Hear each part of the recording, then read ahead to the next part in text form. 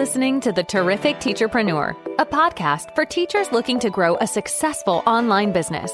Your host, Alex, was able to transform her Teachers Pay Teachers store from a small side hustle into a profitable full-time business. She now helps other teachers do the same. Listen along for actionable tips and helpful wisdom about business and marketing as a teacherpreneur. Here's your host, Alex. Hello and welcome to the Terrific Teacherpreneur podcast. In this episode, I want to talk about niches, and I don't think I've ever talked about this, so I'm excited to. And I kind of want to, that saying where people say, it's not you, it's me, whatever. I kind of want to call this one, it's not you, it's your niche. We're going to be talking about, obviously what niching is and why niche is important and stuff, which is great if you're a newer seller. But I also think this is going to be helpful for seasoned sellers because I want to talk about how your niche can hurt you, why it could be negatively affecting your sales on TPT, like within search, why it could be negatively affecting your marketing efforts on different platforms, like how it can actually be hurting you, which kind of makes you realize it's not your fault, it's just your niche. But yeah, the good and the bad of the niches, we're just going to talk all about niches today. And yes, I pronounce it niche, not niche, like a crazy person who, I don't get that when people call it a niche. That's so weird to me. It's like, it's clearly niche. Anyway. For anyone just super new who wants to listen to this, I will quickly talk about niches. If you're a seasoned seller, you can skip the next 30 seconds. But your niche is basically your focus on TPT. In an official kind of way, it's defined as a specialized segment of a certain kind of product or service. But, we all know that it's basically your grade level that you teach. You're a kindergarten teacher. You make kindergarten resources versus, a high school teacher. Like grade levels are kind of niche. Subject areas, maybe you're teaching, you teach math or algebra to middle schoolers and that's your area. It can also be certain topics, product types, you could be the digital person that makes nothing but Google slides and that's what you're known for. It can be a bunch of different things. It can be different kind of professional areas too, like maybe you're an SLP, that's kind of your thing. There's a lot of stuff here when it comes to niches. There's so many different niches. You can be as broad or as specific as you want, basically. You could be a kindergarten teacher, so you've got basically loads of different kinds of kindergarten resources, different subjects, different topics, different themes, different product types, the whole works. That's quite a broad sort of niche. Or you can be really, really specific, like the other one I mentioned, where you're I teach 8th grade algebra, and all of my resources are algebra test prep or something. I don't know. You can really get specific. And getting specific versus being broad definitely has its values. I think when you go for things that are super broad, you tend to, not quite as appealing to buyers, because buyers tend to be really drawn to you if, you really are the expert in a certain area. That's always really appealing. That's a big part of why niching is so important. But the other thing I really want to talk about is not so much whether you have a broad niche or a small, really niche.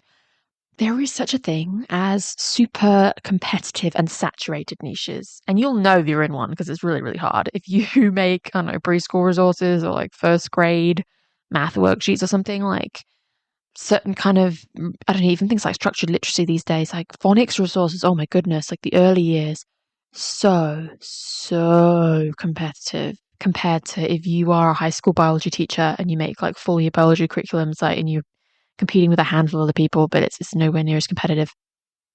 It sucks if you're in a competitive niche. It really does. And I do a lot of earlier stuff, a lot of ELA stuff, so I know how it feels.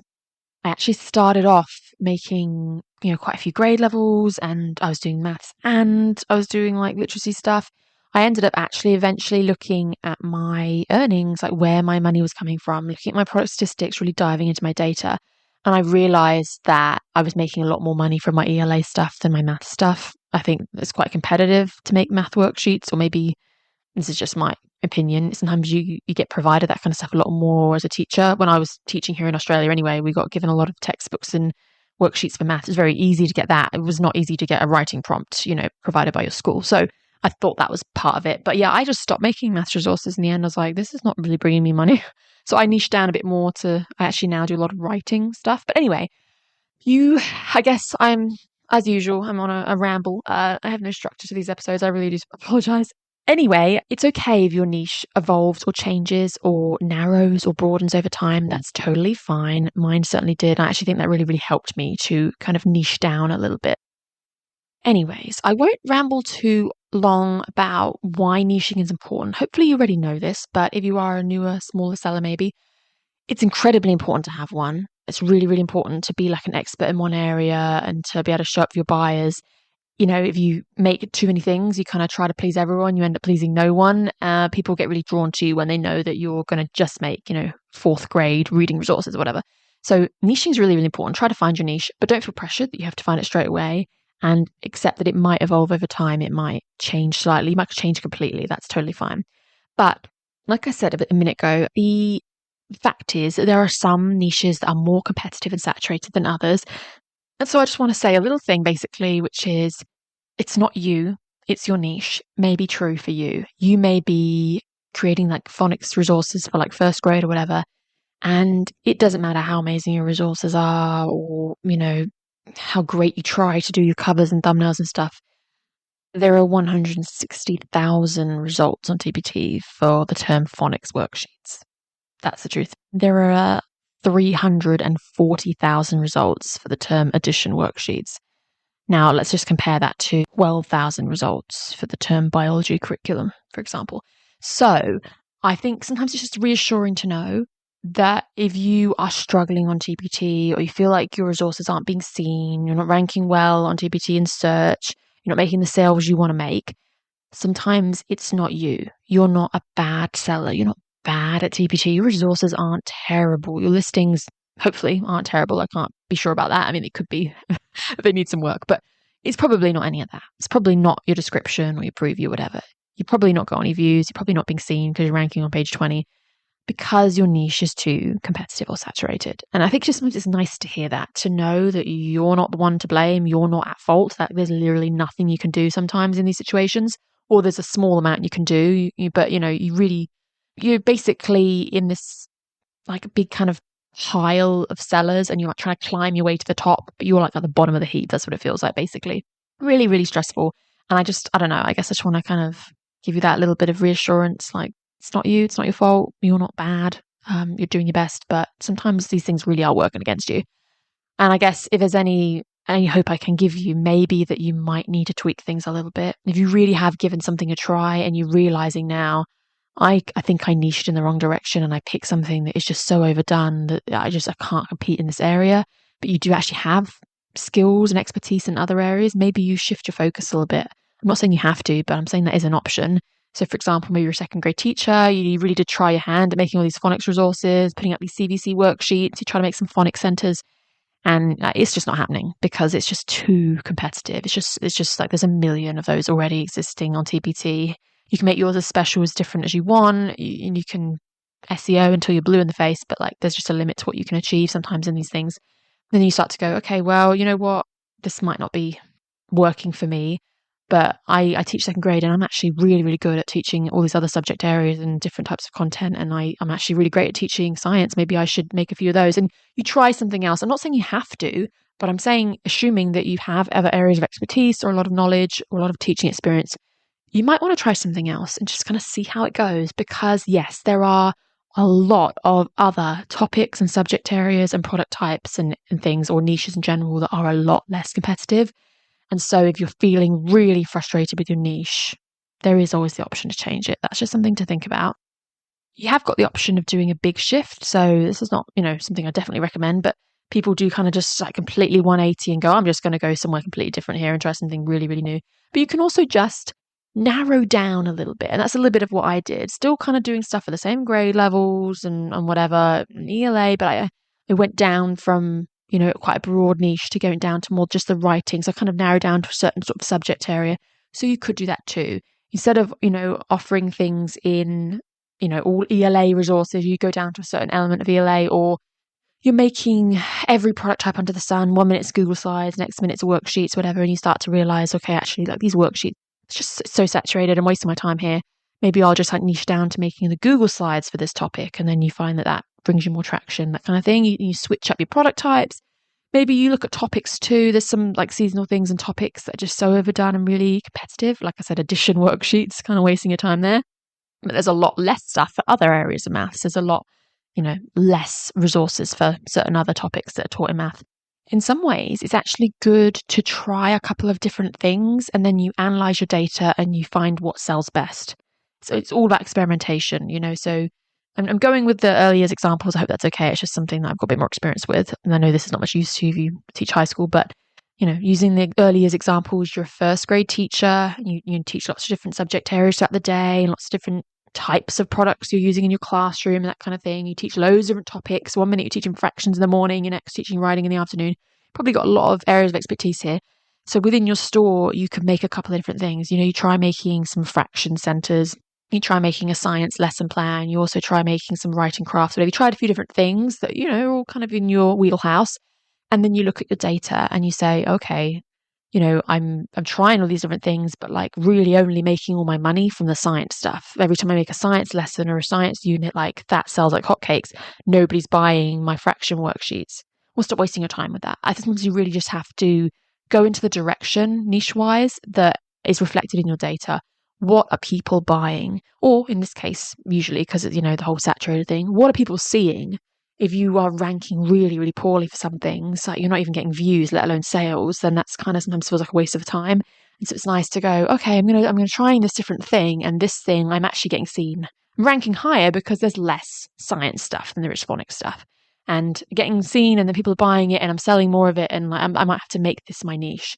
So something to think about. I now want to talk about marketing because that kind of the whole conversation we've had so far is product creation side of things, how you start making products based on what's actually selling and what's not too competitive.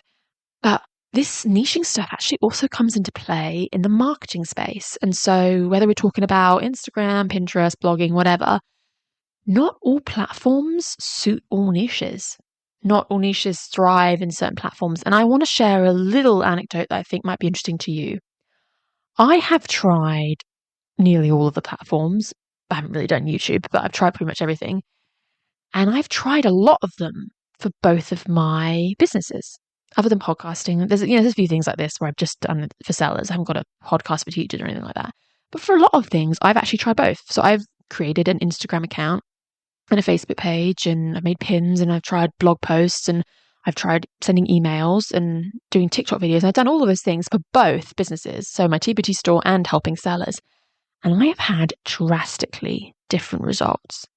So, that whole like, oh, I'm just bad at a platform, or, I'm just bad at TikTok. It's just not for me. Or, oh, Instagram is the worst. I hate Instagram. It sucks. Like, those kind of opinions we have about a platform, or we think that we're the one that's to blame. Like we're bad at that platform, or we think the platform's to blame. Like, oh, Pinterest is terrible. Like we like to sort of, kind of cast those generalizations. This little anecdote will make you realize that it's not you and it's not really the platform. Sometimes it's your niche. So I kind of want to share that. So, for example, Instagram, let's start there. I tried making an Instagram for my TPT store in 2019, and I gave it quite a good try for a couple of years there. It just never really took off. It wasn't for me because by the time I started it, I wasn't really full-time teaching anymore. And I do think, honestly, that a lot of people find more success on Instagram when they are in the classroom and they're sharing all the stuff they're teaching and whatever. And I'm not saying you can't succeed on Instagram when you leave the classroom, because you can, but often people will start off in the classroom when they go growing that account. And it's just, I think it's helpful. That's the truth of it. And there are exceptions to the rule, but for the most part, I think that was one of the things that didn't help me, to be honest.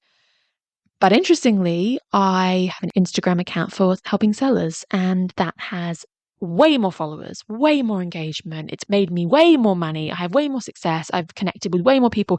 I basically had two crazy, drastically different experiences on the exact same platform with two different accounts. So it wasn't me. I wasn't bad at Instagram. And it's Instagram's fault. Like it was honestly just, it was like basically what the content that I was creating, the topic, the theme, the niche of my content performed drastically different between these two accounts. And when I was trying to talk about my products or talk about TPT store kind of stuff, here's my latest resource, that kind of thing, didn't really do crazy well with it. When I was giving tips for sellers, hey, this is how to make a preview, whatever. Wow, suddenly crazy success. So I think that's kind of interesting and reassuring. I had the same sort of thing on Facebook a little bit. I ended up kind of giving up in the end. I tried to make a Facebook group for teachers at one point and ended up just not doing it. But my Facebook group for sellers has done really well. And then in reverse, I've used Pinterest for my store, for many, many years and found a lot of success with that. But then over the years, I've tried sometimes making pins for sellers, to do with blog posts or courses or things I do there. And they've not really ever done that well. So it's almost like Pinterest worked better for teaching content and my teaching resources than it did for seller stuff. It's like, oh, okay, that's interesting. And I found the same with blogging. I've made a lot more money from blog posts around my store than I have for TPT seller related stuff. So Pinterest and blogging seem to perform better for my store, but social media, Instagram, TikTok, that kind of thing, they've done well for my seller stuff. Really, really interesting to me. And I think Instagram's the best one because I really gave them both a good try and I just saw drastically different results. And I wanted to share that little anecdote because I think it's just really helpful to know, oh, okay, so the platform doesn't just suck and it's not me being bad at the platform. It could actually be the content that I'm sharing, like the topic or the niche. And so for you, you might be teaching high school, for example, and you find that Pinterest just doesn't work for you because maybe a lot of high school teachers just aren't looking on Pinterest for resources, whereas we know the elementary teachers definitely are. So that, again, Pinterest doesn't suck and you don't suck at Pinterest, although maybe you could, but we don't know for sure. But, in theory, it's not you. It's possibly that your audience isn't on Pinterest. Could be the same with social media. You might find that certain types of teachers, certain people, that are your ideal buyer. Some of them are on social media and some of them aren't. Some of them read blog posts, some of them don't. If you are, if you have like younger kind of clientele, so to speak, like if the type of buyers that are buying from you are like young new teachers, whatever, like they're probably all on TikTok. Teachers in their 60s might not be on TikTok. The age plays a role here too. But I think, grade levels people teach, the type of teaching experience they have and all that kind of stuff plays a lot of a big role in where they're searching for ideas, whether they're sitting on Facebook and Facebook groups, whether they are following people's Facebook pages, or whether they are, Googling and reading blog posts and articles and things like that, and whether they join a membership or a course. I mean, there's so many decisions, I think, that are really based on your ideal buyer, that like not all buyers are the same, basically. Anyways, I hope it's reassuring to hear that sometimes it's not the platform's fault and sometimes it really isn't you. You try your absolute best at something and things don't really go your way and it's actually kind of out of your control because it's not you as a person. It's more that part of your business, that like the content, the niche part of your business that just isn't performing well in that particular space. I don't know. I'm hoping that's kind of reassuring.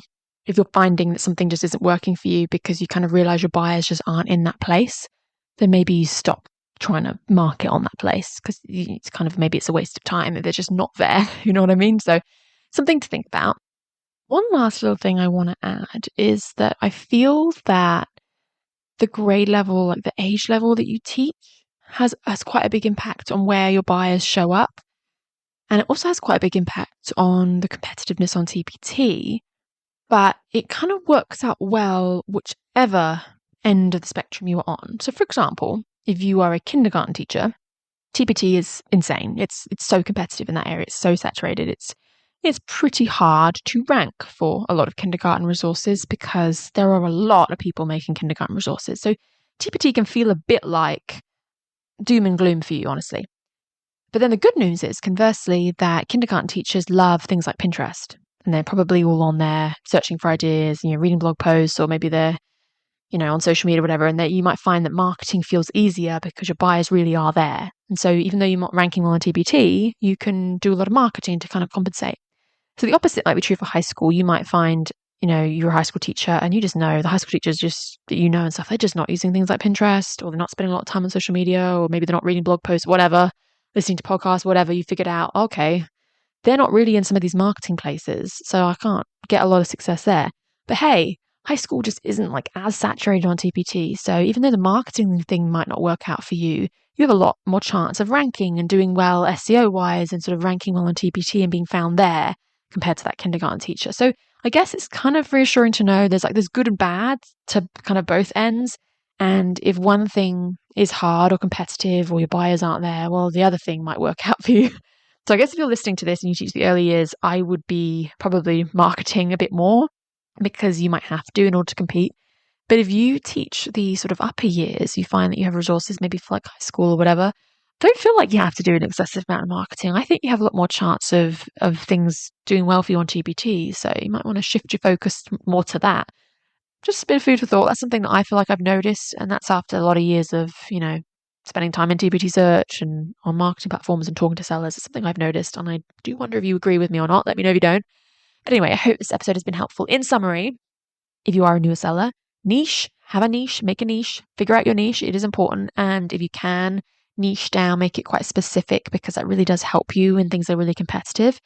If you're really struggling and you've given it a good hard try, you might need to change niches, or just narrow it down, or switch directions slightly, change things a little bit around what grade levels, product types, subject areas, topics, or whatever you're making resources for. Sometimes a little shift can be really helpful. And like I said, I did that. I stopped making things for a whole subject area, and I think that really, really helped me. So it could help you. So if you're struggling with TPT, having a little look at your niche might be a good wake-up call. Having a little look on TPT search and being like, okay, how competitive is this stuff that I'm making? Because maybe I'm wasting my time a little bit with some of these things I've been making. Something to think about. And then just, the marketing thing I mentioned.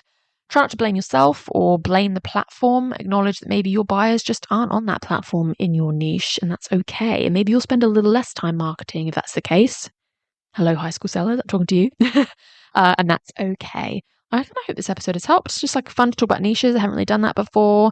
My really big takeaway for you, though, is to look at your data, if you haven't already, whether that's your dashboard and your traffic section, to see how much money you're actually making from marketing, or looking at your analytics on various platforms. How many views am I actually getting on these videos or pins or whatever? But your product statistics and stuff, the stuff on TPT, it's so insightful, and we very rarely actually analyze it properly.